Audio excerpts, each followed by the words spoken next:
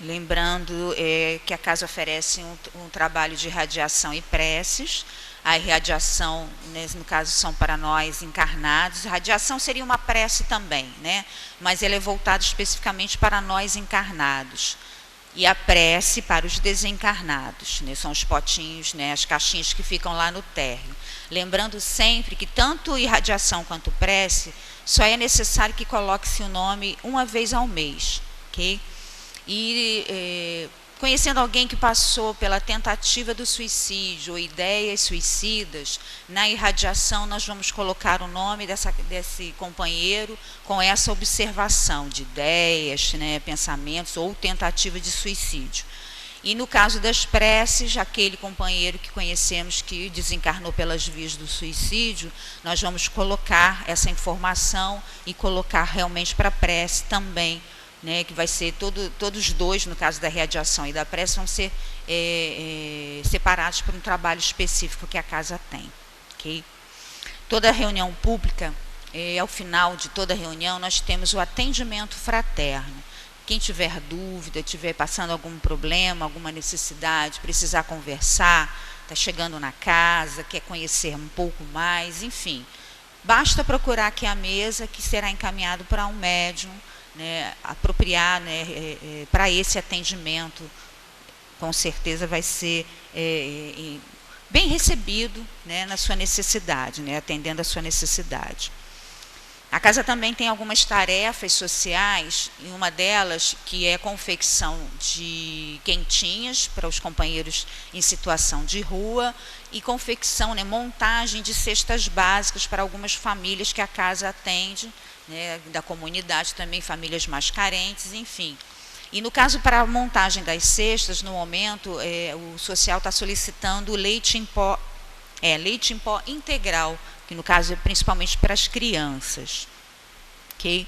Uma lembrança, né, um aviso que é muito importante, a nossa casa, todas as reuniões, né, para aqueles que estão chegando agora, todas as reuniões que a nossa casa oferece, possui evangelização infantil nas reuniões da tarde, tá? E juvenil, principalmente na quarta e no sábado à noite. Então, tragam suas crianças, tragam seus jovens, para que eles possam também ter essa oportunidade de estudo, como nós temos aqui na reunião pública. Esse mês, o evento que ocorrerá será o nosso rodízio de caldos. Tá? Será no dia 18 de agosto, no horário das 12 às 16 horas. O local é a Rua Erutim, número 90, aqui próximo mesmo, aqui na Penha Circular. E os convites estão à venda com a dona Terezinha e a Fátima. Então, quem tiver interesse, também procurar essas pessoas. Quem tiver dúvida, não conhecer, é só perguntar que a gente informa direitinho quem são as pessoas. Ok? Um pedido também muito importante nas nossas preces. Vamos vibrar pelo nosso país, né? Vamos vibrar pelo nosso planeta, pelos governantes de um modo geral. Uma vez que a gente deseja a paz, vamos buscá-la no mínimo em pensamento. Então, vibrando para que a paz se estabeleça no nosso país, no nosso planeta. Ok? Pedimos também aos companheiros que do celular, né, vamos colocar no modo silencioso, né, no modo de vibracal, enfim. Havendo a necessidade de atender o celular, vamos nos dirigir ao térreo para fazer esse atendimento. Né?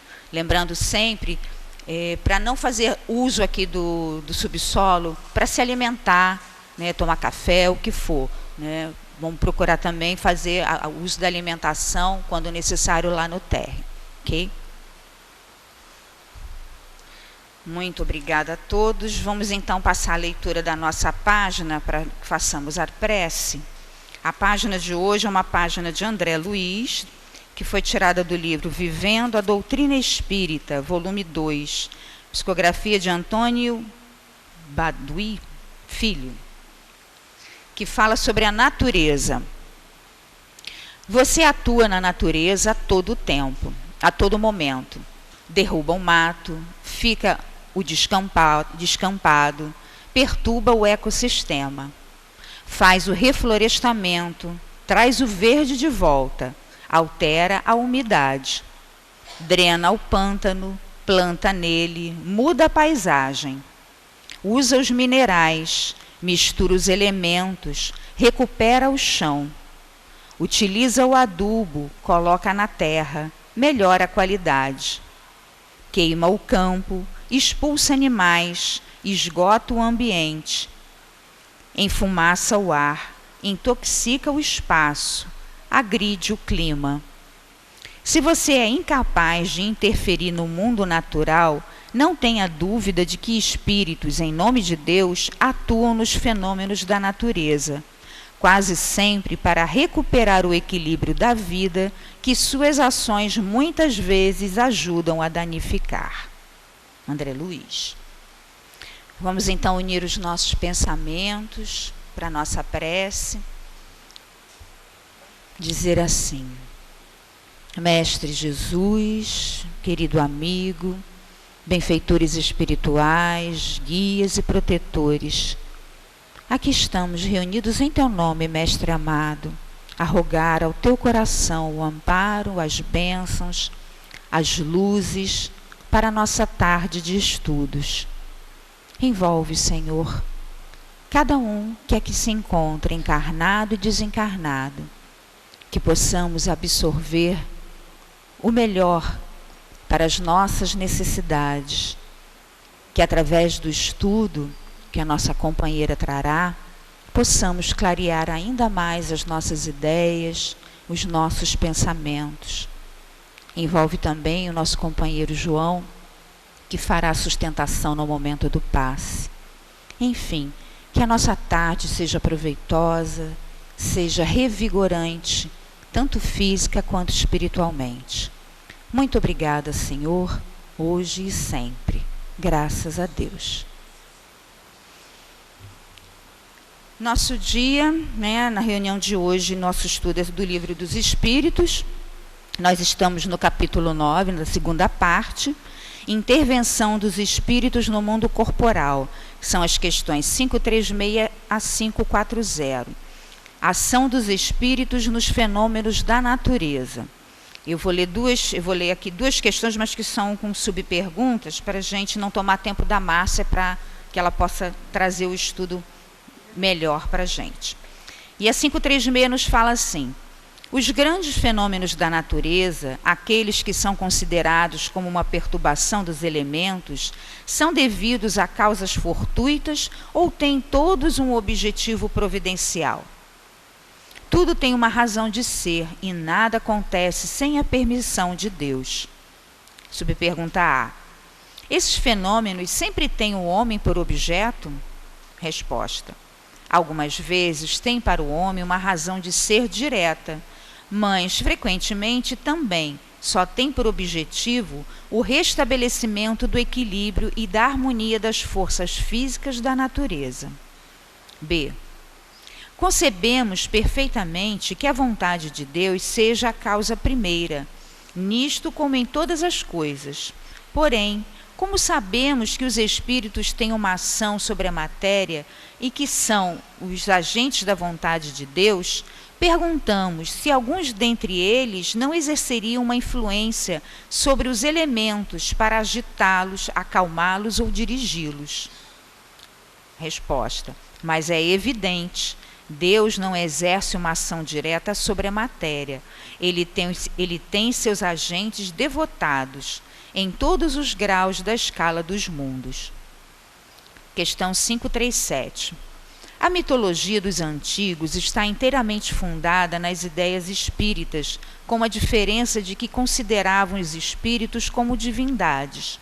Ora, eles nos representavam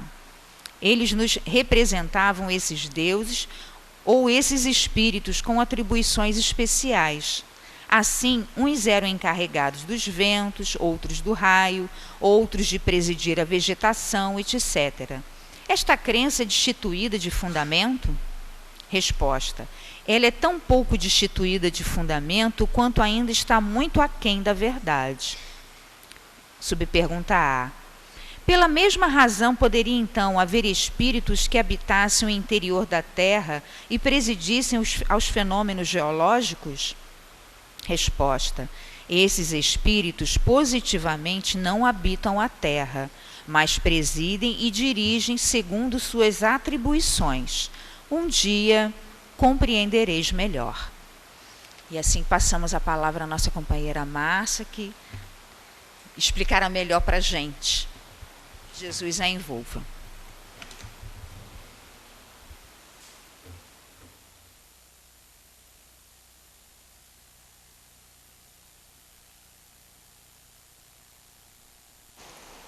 Agora tá? Graças a Deus, amigos. Hoje fizemos a opção pela presença na casa espírita. Na casa espírita séria e organizada, que nos convida ao estudo da doutrina espírita, para que possamos ter, sobre todos os acontecimentos da nossa existência, uma visão superior. A visão dos espíritos, daqueles que foram homens na terra e que, uma vez que transpuseram a barreira da morte do corpo físico, passaram a ver as situações na terra de um ponto de vista diferente, porque abarcaram múltiplas eras, porque compreenderam encadeamentos de causas e efeitos, e com a permissão divina, vem nos trazer essas revelações.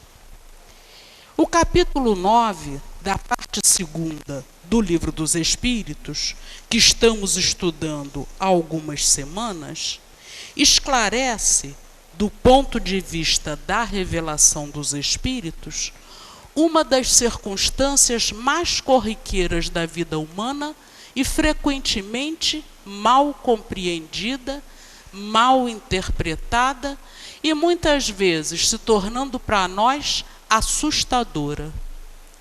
Os espíritos existem, intervêm junto aos homens. Como?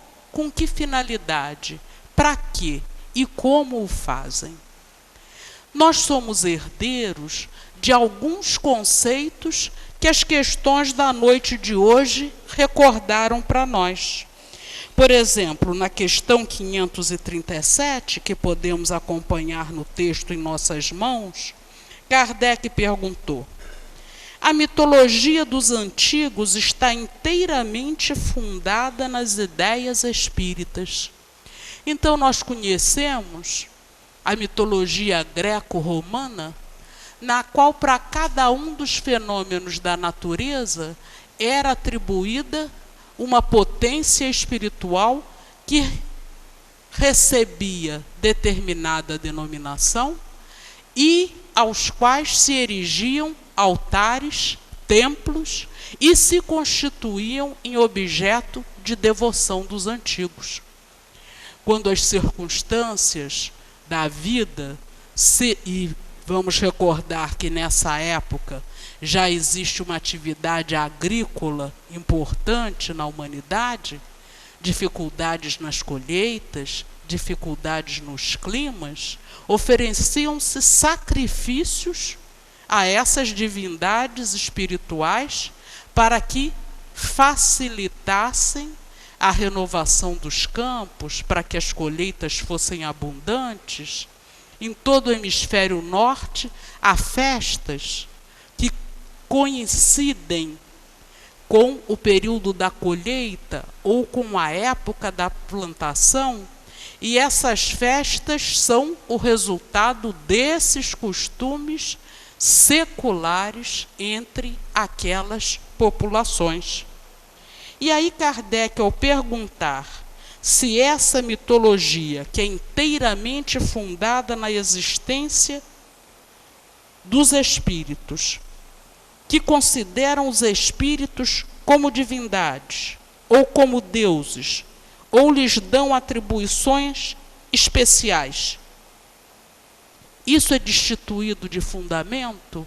Ou seja, isso foi imaginação dos antigos? E a resposta é absolutamente. Não é imaginação e ainda está muito aquém da verdade. Ou seja, aquilo que os antigos perceberam e perpetuaram na história das civilizações é uma nesga do que acontece realmente nessa intervenção.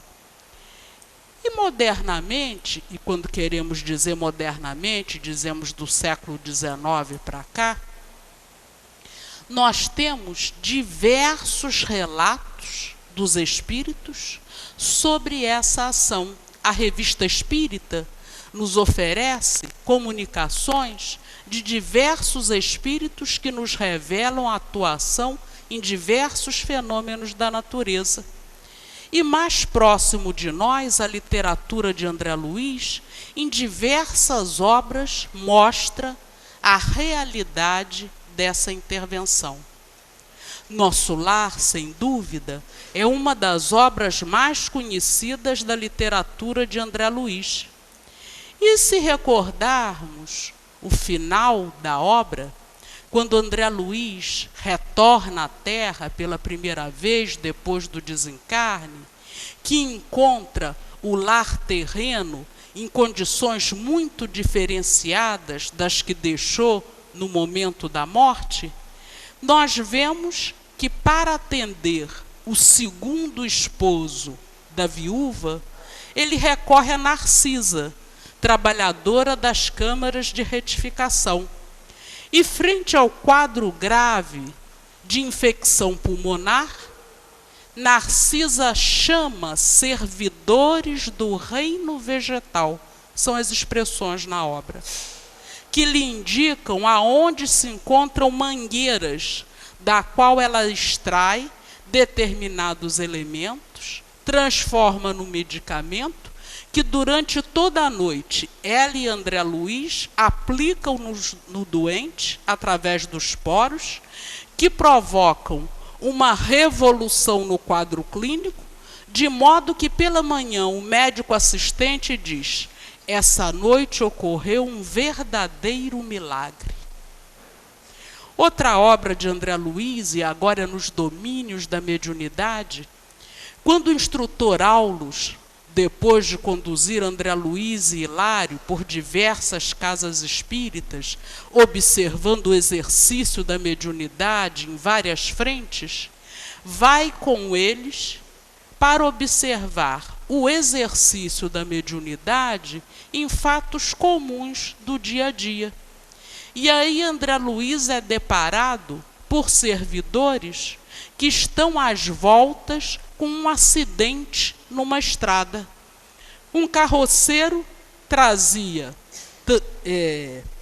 um burro que trazia uma carroça extremamente pesada. Como o animal não aguentava avançar com a carga, o homem surra o animal e, na explicação dos servidores que se encontram ali na vigilância da estrada, ele se encolerizou a tal modo que ficou numa vibração de tanto desequilíbrio que o animal desferiu-lhe um coice. E desferindo-lhe um coice, ele ficou gravemente ferido, e esses servidores providenciavam pela intuição socorro para esse homem.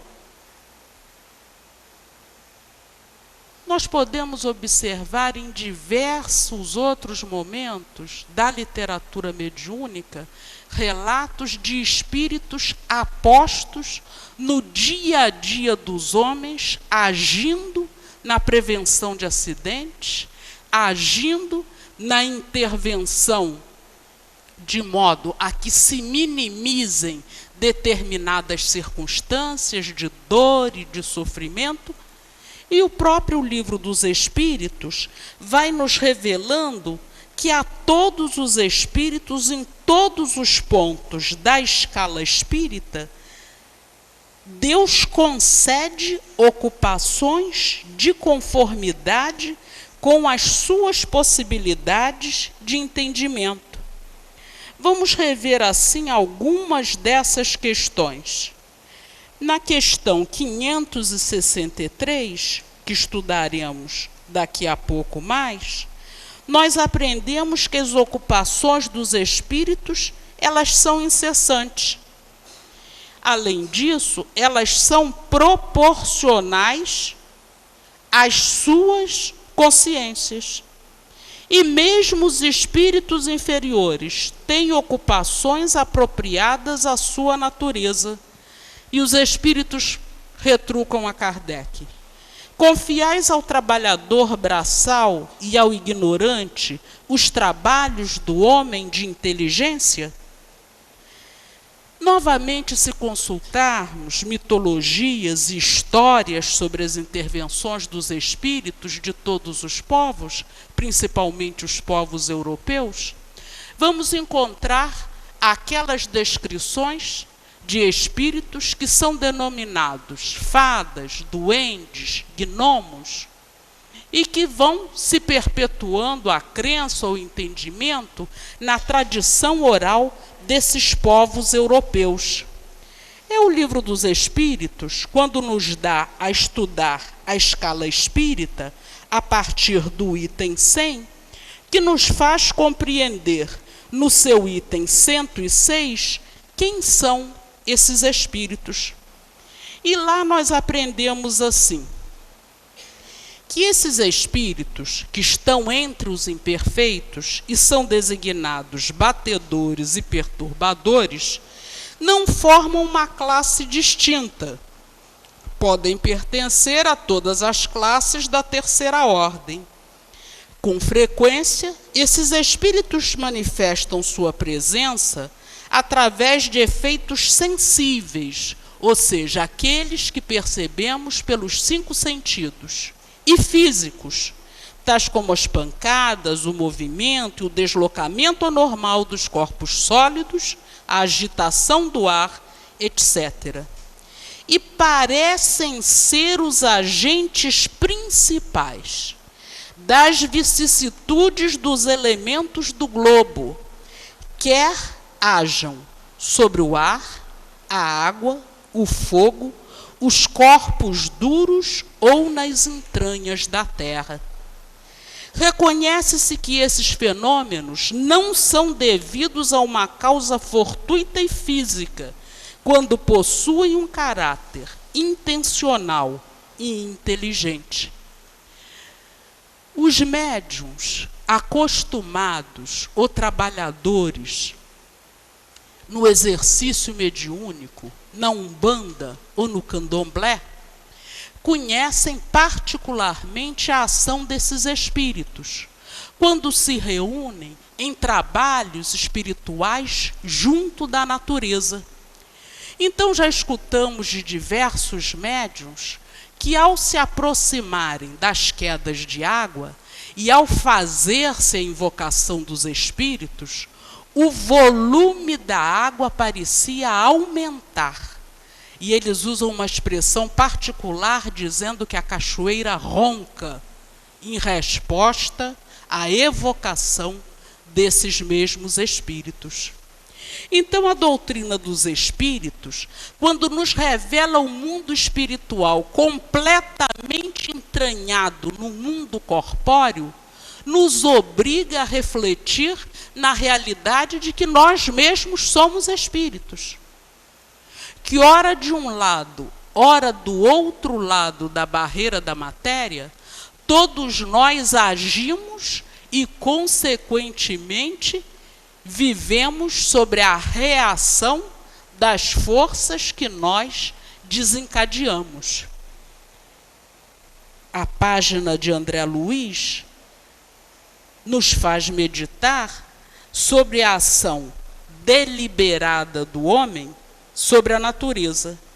E cada vez que essa ação altera a natureza na direção do desequilíbrio, lá estamos nós necessitados de fazer com que a natureza retorne ao equilíbrio e sofrendo a ação desta mesma, sofrendo a reação dessas mesmas forças que nós colocamos em desequilíbrio.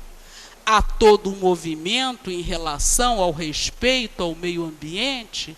Nos dedicamos a mostrar isso às crianças nos dias atuais, nos esforçamos por nos reeducar em relação ao contato com essa mesma natureza, porque também compreendemos que somos dela dependente, enquanto seres corpóreos, e que interessa-nos mantê-la preservada e equilibrada, justamente para mantermos vida e saúde que nos permitam a realização do aprendizado, ocupações e missões que trazemos a cada encarnação para o mundo terreno.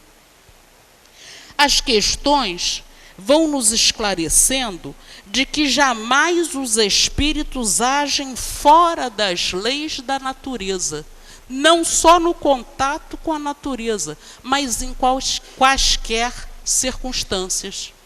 Porque também sobre a ação e intervenção dos espíritos, nós estamos acostumados a pensar numa ação fantasmagórica, outras vezes numa ação sobrenatural, outras vezes numa ação demoníaca, dando aos espíritos poderes e possibilidades que não estão no circuito ou nas possibilidades dos espíritos que habitam a Terra. Então, como o livro dos médiuns nos mostra, em relação às manifestações de efeitos físicos e aos efeitos físicos, que esses espíritos batedores ou perturbadores frequentemente são dirigidos por outros espíritos mais elevados para que, provocando manifestações de mortalidade, despertem o homem para a realidade da vida espiritual, nós podemos compreender como nos fenômenos da natureza, fenômenos que têm sobre uma região, e nem sempre só sobre uma região do ponto de vista da vida corporal, mas também sobre uma região espiritual muito próxima da Terra, o objetivo de saneamento e de trazer ao equilíbrio certas forças, nós compreendemos como eles podem ser dirigidos por espíritos superiores, embora eles mesmos não compreendam a própria ação. É ainda uma vez a literatura de André Luiz e agora a obra Obreiros de Vida Eterna, quando a casa transitória de Fabiano se desloca no mundo espiritual de uma região para outra, enquanto um fenômeno que é designado como fogo purificador varre a região espiritual mais grosseira na qual a casa está assentada e aonde realiza as suas atividades de assistência. Por conta do pensamento em prece, a casa se eleva, ocorre a tempestade magnética que queima os resíduos de pensamentos mais desequilibrados e a casa se assenta em outra região, já agora mais saneada. E nós ficamos diante da mídia, da TV, das telas de cinema, boquiabertos com aquelas ações que os filmes de ficção científica apresentam e nos perguntando: e será que em algum momento vamos ver isso? E será que em algum momento veremos a ação do espírito humano de forma tão conhecedora dessas forças, produzindo tantas modificações? Quando nós estudamos o Evangelho segundo o Espiritismo, no capítulo 2, Meu Reino Não É Deste Mundo, e aprendemos sobre as características dos mundos de regeneração e dos mundos inferiores, nós vemos que progressivamente o espírito humano conhece e domina essas forças à medida que cresce em amor, em conhecimento e que associa a própria vontade à vontade divina e se torna, como nós estudamos na escala espírita, os obreiros pelos quais a vontade divina se mostra realizada em todos os pontos do universo. Mas será que é tão difícil compreendermos a ação de seres espirituais sobre a matéria? É ainda o Livro dos Médiuns, na parte 2ª, no primeiro capítulo da parte 2ª, que nos facilita essa mesma compreensão.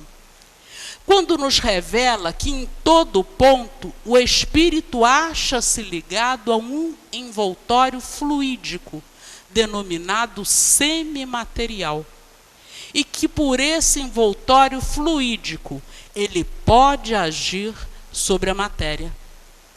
Ainda agora, no mês passado, de junho, no encontro sobre a mediunidade, ao estudarmos as manifestações físicas provocadas, a ação dos médiuns sobre o mundo corporal, sobre a matéria, provocando movimentos, as chamadas mesas girantes, de conformidade com o poder medianímico ou a força medianímica, nós ficamos compreendendo que nada de sobrenatural ou extraordinário existe nesses fenômenos, como não existe na ação dos espíritos, nos fenômenos da natureza ou em quaisquer intervenções no mundo corpóreo, desde que de conformidade com as leis divinas. E todas essas intervenções, na medida que forem realizadas desequilibradamente, exigirão de nós o reequilíbrio dessas mesmas circunstâncias. E não vemos aí populações, não vemos países lutando contra a inclemência do clima? No nosso próprio país, não conhecemos a saga dos nordestinos com a seca? Gerações e gerações de espíritos encarnados lutando com a aridez do solo, tentando extrair dali elementos para a própria subsistência? Não vemos em outros países a luta com o clima extremamente frio ou extremamente quente, com a falta de alimentos, nos mostrando que estamos diante de populações, de reencarnações de espíritos que necessitam retornar à natureza para o equilíbrio no ponto em que se encontram? É dado ao espírito o livre-arbítrio, a possibilidade de agir, mas toda vez que essa ação afastar-se do equilíbrio da lei, estamos, por essa mesma lei, convocados a trazer essas forças para o equilíbrio.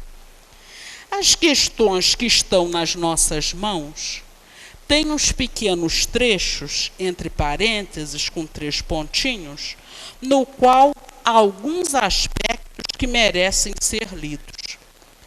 Por exemplo, na questão 540, quando Kardec pergunta: os espíritos que exercem uma ação sobre os fenômenos da natureza agem com conhecimento de causa, em virtude de seu livre-arbítrio ou por um impulso instintivo e refletido? Uns, sim, agem com conhecimento de causa. Outros, não agem com conhecimento de causa. Faço uma comparação. Imagina essas miríades de animais que, pouco a pouco, fazem emergir do mar ilhas e arquipélagos. Julgas que não haja aí um fim providencial e que essa transformação da superfície do globo não seja necessária à harmonia geral? Entretanto, são apenas animais do último grau que executam essas coisas, provendo as suas necessidades e sem suspeitarem de que são os instrumentos de Deus. Então, mais uma vez, na literatura de André Luiz, quando estudamos ação e reação e vemos a evolução dos corpos em a natureza, que vão servindo ao princípio inteligente, aprendemos que o princípio inteligente, ao transmigrar em diversos corpos, nas diversos reinos da natureza, vai imprimindo pouco a pouco ao seu revestimento características que permitirão elaboração de corpos mais complexos até chegarmos ao corpo humano e ao automatismo que temos dentro deste mesmo corpo. Ao mesmo tempo que assim o fazem, vão provocando no mundo corpóreo, ao atravessar os diversos reinos da natureza, transformações necessárias a esse mesmo globo. Continuam os espíritos. Esses animais que sequer suspeitam que são instrumentos de Deus, podemos assemelhá-los ou podemos compará-los aos espíritos mais atrasados, que são úteis ao conjunto enquanto se ensaiam para a vida. Que vida? Para a vida de espírito, enquanto permanecem como princípio inteligente. E antes de terem plena consciência de seus atos e de seu livre-arbítrio. Nessa fase, e nós vamos estudar daqui a pouco o capítulo dos 3 reinos, aonde compreenderemos isso melhor, atuam em certos fenômenos de que são os agentes inconscientes. Primeiramente, executam. Mais tarde, quando sua inteligência estiver mais desenvolvida, comandarão e dirigirão as coisas do mundo moral. É assim que tudo serve, tudo se encadeia na natureza, desde o átomo primitivo até o arcanjo, que começou ele próprio, pelo átomo, admirável lei de harmonia, de que vosso espírito limitado ainda não pode apreender o conjunto. Desse modo, nosso estudo na tarde de hoje, a nos revelar mais um aspecto da intervenção nos espíritos no mundo corpóreo, nos dá a correta noção de que estamos acotovelados por esse mundo invisível. Que esse mundo invisível age até mesmo nas modificações do mundo corpóreo, e sempre com uma finalidade dirigida pela lei divina, para que esse mesmo mundo corpóreo sofra modificações cada vez mais adequadas à permanência do espírito humano na sua superfície e, nessa permanência, a conquista dos valores que vimos buscar na vida terrena.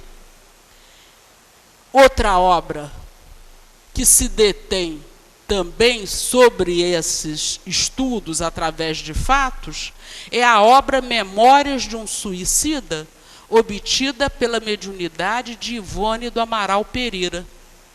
Aqueles espíritos na colônia Maria de Nazaré, quando começam um período de estudo e conhecimento da ciência que rege o mundo espiritual, são apresentados as épocas de formação da Terra.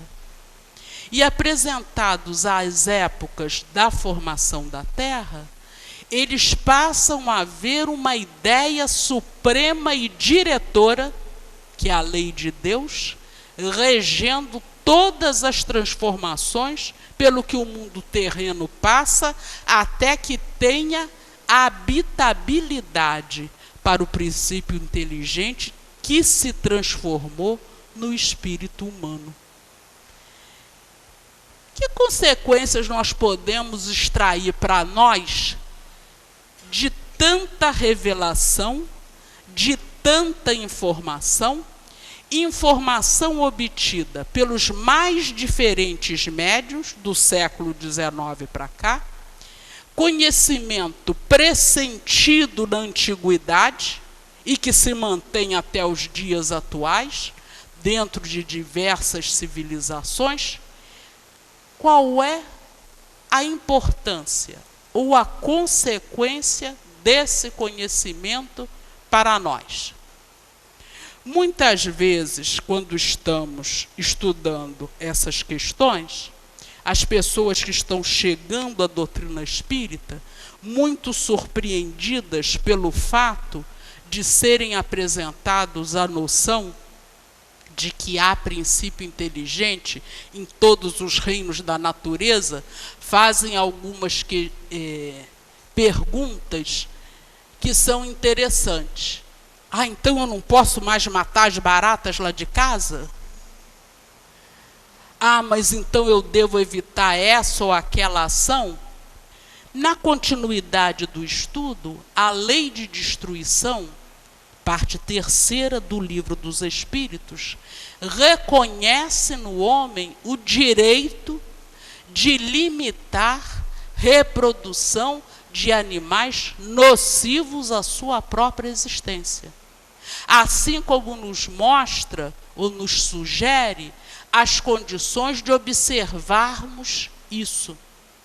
Mas algumas conclusões que nós precisamos meditar sobre elas são: eu me dou conta que hoje, agora, nesse momento, esse mundo que eu habito, assim como esse corpo que eu possuo, são resultados de milhões de anos de evolução a favor de mim mesmo. Esse mundo que muitas vezes nós dizemos que eu gostaria tanto de ir para Júpiter, ou desses outros que a gente vê a descrição em páginas mediúnicas, ou dentro do nosso próprio mundo, nós dizemos: mas esse país, mas essa terra, eu queria habitar lá, aquela outra, em que não tem isso, vive-se assim, com esse conforto, com essa finalidade. Nós compreendemos que nós mesmos agimos sobre a natureza, como André Luiz nos recordou pela psicografia de Baduí Filho, e, consequentemente, o nosso ambiente está saturado do nosso pensamento, das nossas vibrações, e, consequentemente, em certas circunstâncias, reage sobre nós. Vamos recordar o carroceiro que, nas expressões de cólera, se animalizou tanto que o animal reage como reagiria um outro animal, e ele sofre consequências. Vamos recordar também que, além de termos responsabilidade sobre o meio ambiente que nos envolve, nós também necessitamos compreender que o corpo que recebemos é instrumento muito superior, que necessita de nós cuidados e respeito para que possamos utilizá-lo na aquisição do aprendizado que viemos realizar na Terra. Que todos os cuidados com esse corpo, em todos os aspectos, a regulação entre trabalho e repouso, a regulação entre alimentação e saciedade, evitar elementos danosos à longevidade desse corpo, e assim sucessivamente, constituem atitudes de respeito à misericórdia divina que nos entrega esse veículo para que possamos, através dele, agir, reagir, aprender e, consequentemente, ao devolvermos esse corpo ao laboratório da natureza, nos lançarmos em outras etapas de aprendizado e progresso? Compreendemos que se esse corpo, nos dias atuais, apresenta sinões, dificuldades, muitas vezes doenças que se estabeleceram ainda durante o período da gestação, outras vezes circunstâncias que surgiram inopinadamente na nossa existência e da qual não temos conseguido nos livrar, apesar de recorrer a todos os recursos atuais da medicina. Que esse corpo, ou doente, ou deformado, ou limitado, ou incapacitado para determinadas ações, é ainda a concessão da misericórdia divina a nosso próprio favor? Que somos espíritos livres, mas que somos espíritos que estamos debaixo de uma lei a qual não podemos violar, porque o reajuste a essa lei nos é solicitado ou na vida corporal ou no mundo espiritual. Compreendemos que muitas vezes, conforme evolui a existência e atravessamos determinados períodos, o envelhecimento, que certas limitações nos aparecem, necessitamos de reajuste aos mecanismos da natureza para continuarmos lúcidos, ativos, dentro dos limites que o corpo momentaneamente nos traz.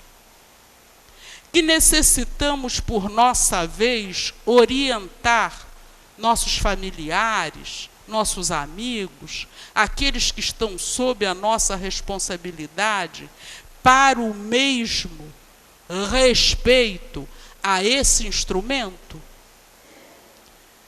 Porque é comum em sociedade nós acharmos que as questões sobre a vida, sobre a morte, sobre a responsabilidade de viver, cabem melhor na velhice. Mas quando nós nascemos, o tabelião não escreveu lá na nossa certidão de nascimento, nascido tal dia, a tal hora, e vai falecer em tal dia e tal hora. Então nós não sabemos por quanto tempo estaremos nesse modo de existir. Então é importante que desde cedo nos acostumemos com ações de equilíbrio para a preservação de nossa vida, de nossa saúde, do nosso equilíbrio mental, psíquico, espiritual. E para isso a Casa Espírita nos oferece diversos modos. Os estudos doutrinários, a reflexão sobre diversas formas, ou num curso, ou ouvindo uma palestra, ou participando de um dos encontros que são elaborados ao longo do ano por grupo de trabalhadores que se esforçam por aprofundar o entendimento da doutrina espírita e nos oferecer situações da vida de todo dia, na qual nós possamos pensar e agir de um ponto de vista superior. Que no exercício das nossas profissões, nós também precisamos infiltrar em nós essas noções de que vivemos dia a dia, lado a lado com o mundo espiritual, e que importa que nós nos associemos àqueles espíritos interessados em fazer com que as ações materiais primem sempre pelo equilíbrio e pela pacificação. Muitas vezes a casa espírita ou a doutrina espírita nos atraiu por conta de dificuldades, de dores, de perplexidades, ante situações inusitadas que apareceram em nossas existências e que, no primeiro momento, nós raciocinamos sobre elas assim: mas eu jamais pensei que isso fosse me ocorrer. Mas eu nunca imaginei que nesse período da minha vida isso pudesse acontecer. Como é que isso me surpreende assim?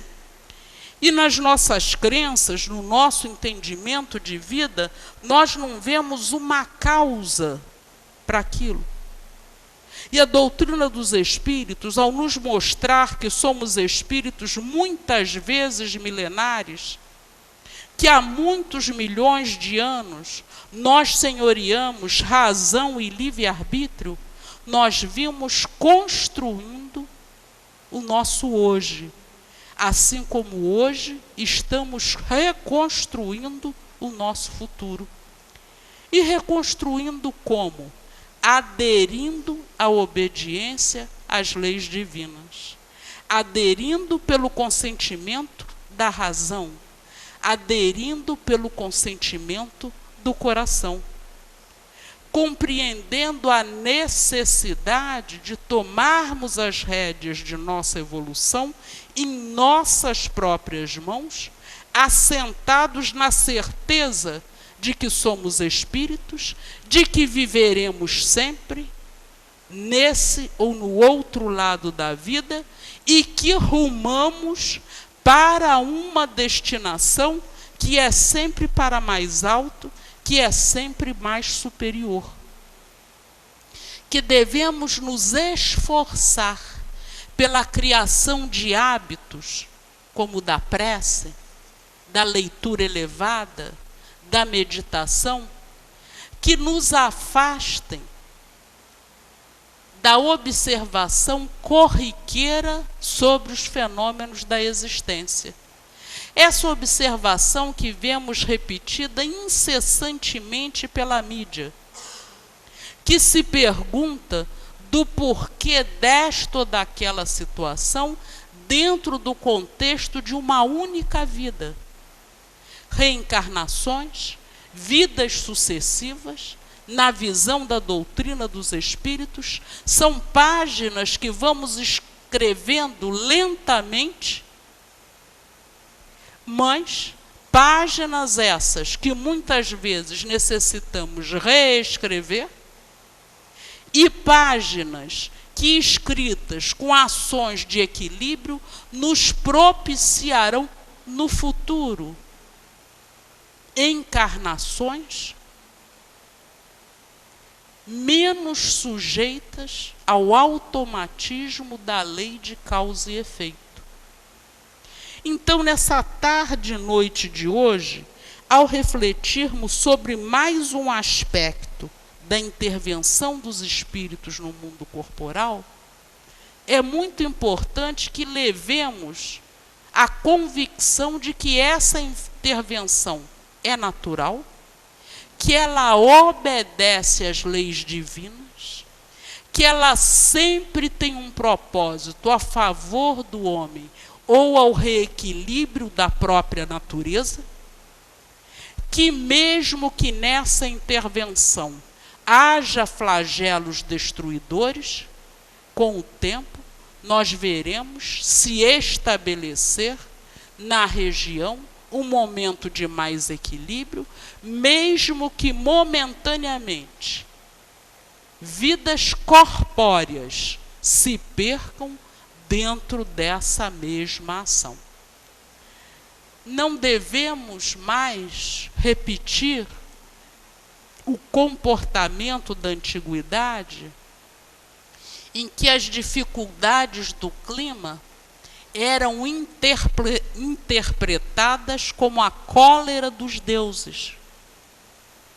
Devemos compreender que as alterações que se façam na natureza sempre são no propósito de trazê-la ao reequilíbrio e a favor do próprio homem.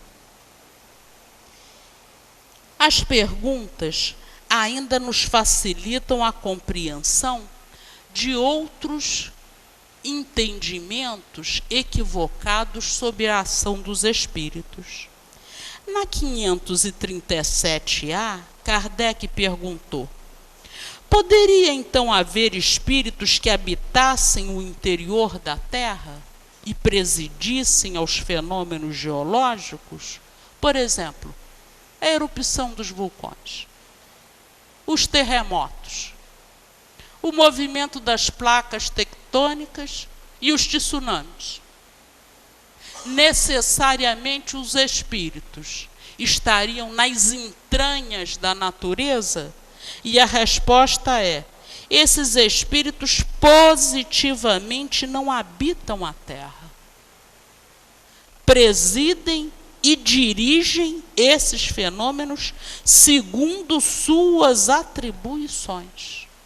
Ou seja, essas convulsões que interessam a natureza por muito tempo e que revolucionam uma região, necessariamente obedecem a determinações superiores da lei e são realizadas por esses espíritos superiores, mas que dirigem aqueles que necessariamente não sabem que agem com um fim, com um conhecimento de causa, mas agem por um impulso instintivo e irrefletido, como nos ensinou a questão 540. A questão 538 nos explica ainda: então, esses espíritos que presidem aos fenômenos da natureza são uma categoria especial no mundo espiritual? São seres à parte, de acordo com a crença em gnomos, duendes, fadas? Ou espíritos que foram encarnados como nós? São sempre espíritos que foram encarnados como nós ou que o serão um dia. E o papel que esses espíritos desempenham depende exatamente de uma hierarquia espiritual. Os que executam as coisas materiais são sempre de uma ordem inferior entre os espíritos como entre os homens. Enquanto que quanto mais elevados na hierarquia, comandam e mais inteligente é a sua ação. Eu vou até que horas?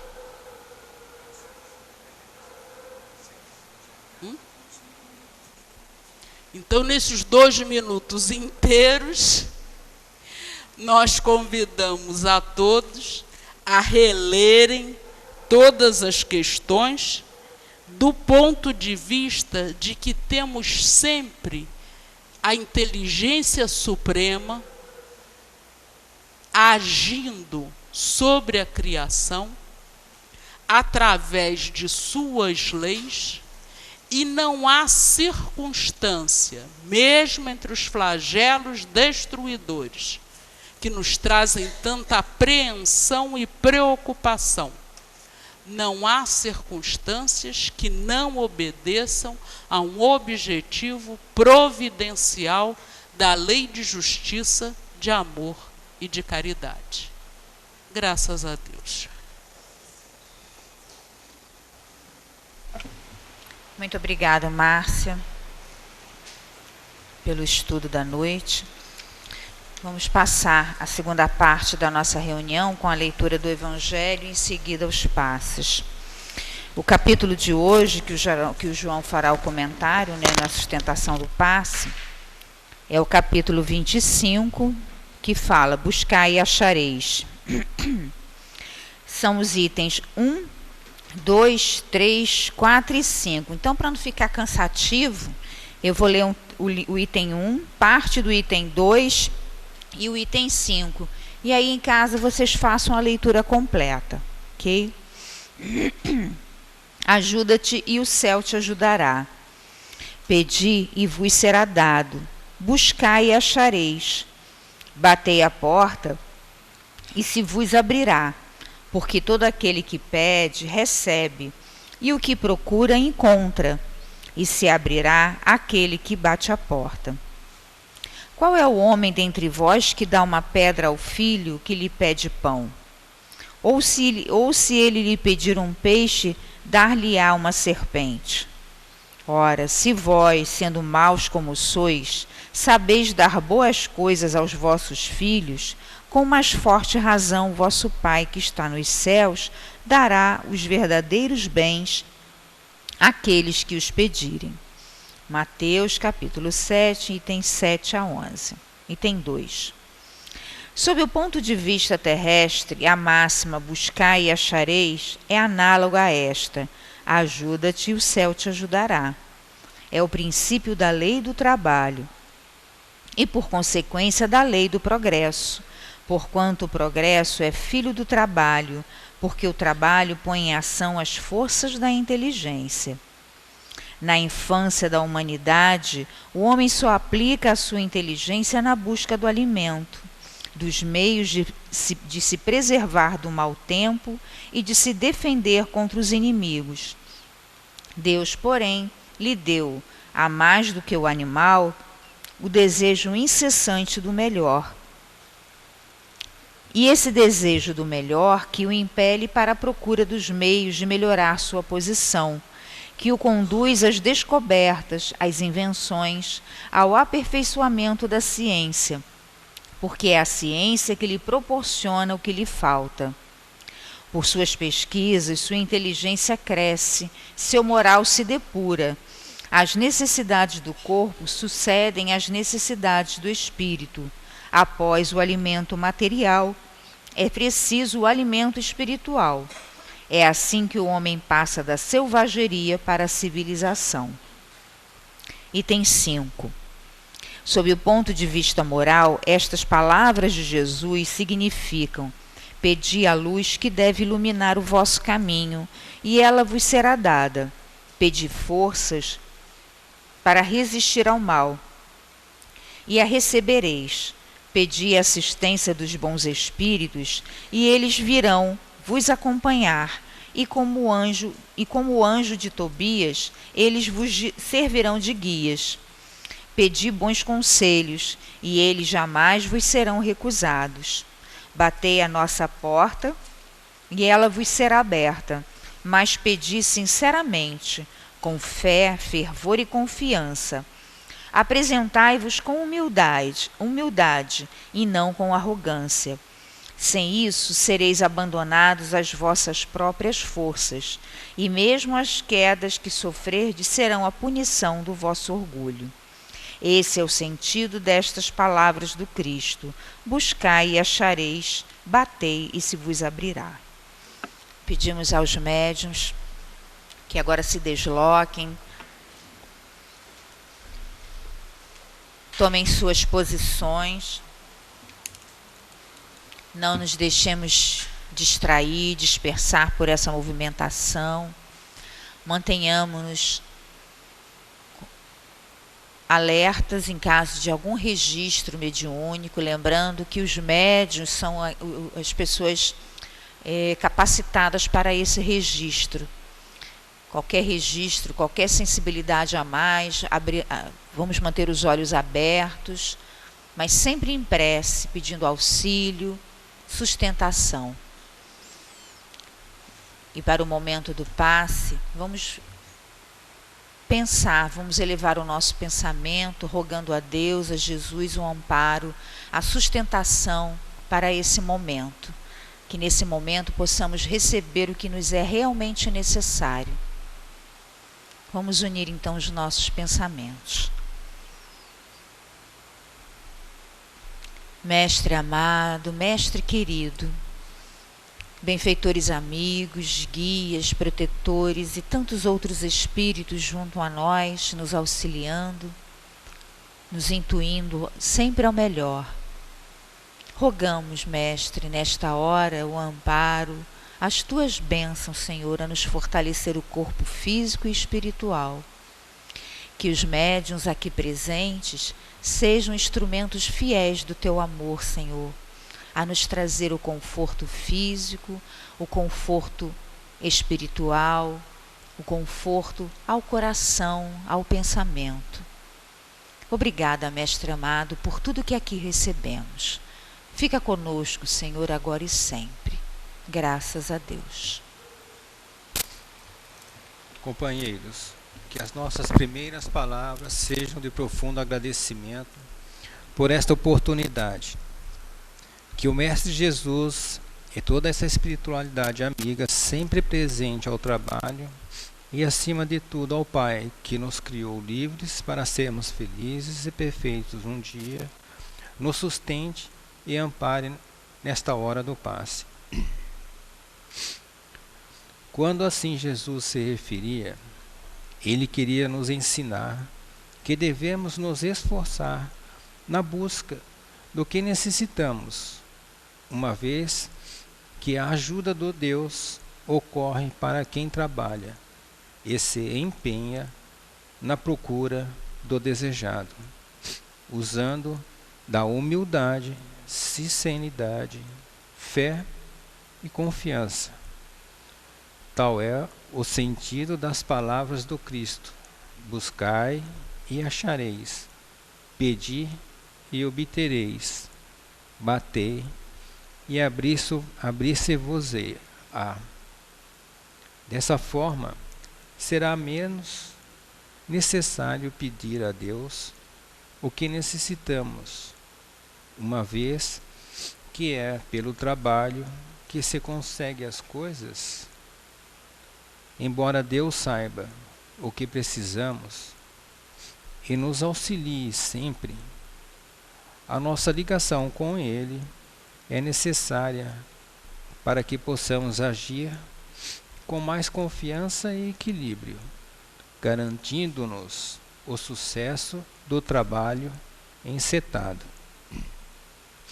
O pedido a Deus é um ato de reverência e humildade que se torna necessário em qualquer atividade nossa. Nem tudo que pedimos, achando que é importante naquele momento da nossa vida, seremos atendidos, pois nem sempre o que queremos é o que necessitamos.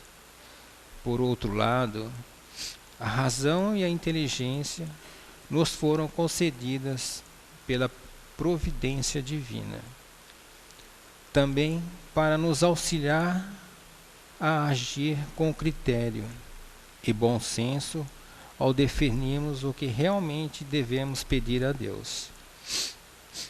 Deus, segundo a sua vontade, pode aceder a certos pedidos nossos, dentro do nosso merecimento e necessidade, e desde que isto não perturbe a imutabilidade das suas leis.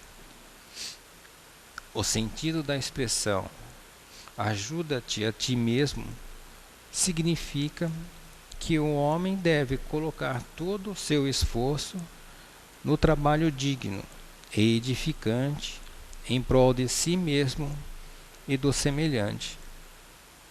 Para isso, deve ele utilizar de todos os recursos orgânicos, materiais e intelectuais que possui. A lei do trabalho é uma lei natural que induz ao homem a não se acomodar. O progresso, outra lei natural, surge em decorrência do trabalho. Deus nos ajuda ao permitir nosso progresso espiritual, que é a consequência natural da aplicação digna do nosso trabalho, e ainda ao nos proporcionar um bem-estar interior em face de havermos cumprido o nosso dever. É desta maneira que o céu nos ajudará. O homem que ajuda a si mesmo descobre mais rapidamente o alvo a atingir e mais facilmente o caminho que ele conduz. Essa é uma forma de compensação do seu esforço. A humanidade progride quando o desejo incessante do melhor impele o homem a aplicar sua inteligência na descoberta de novos meios de melhorar a sua posição. Com isso, ele vai aperfeiçoando o meio em que vive, ao mesmo tempo em que progride. Com a sobrevivência da alma, o espírito conserva armazenado em si os conhecimentos já adquiridos, que são aprimorados através de novas reencarnações.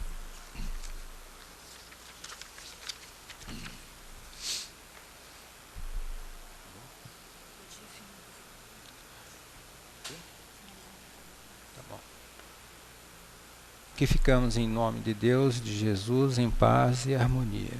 Que assim seja.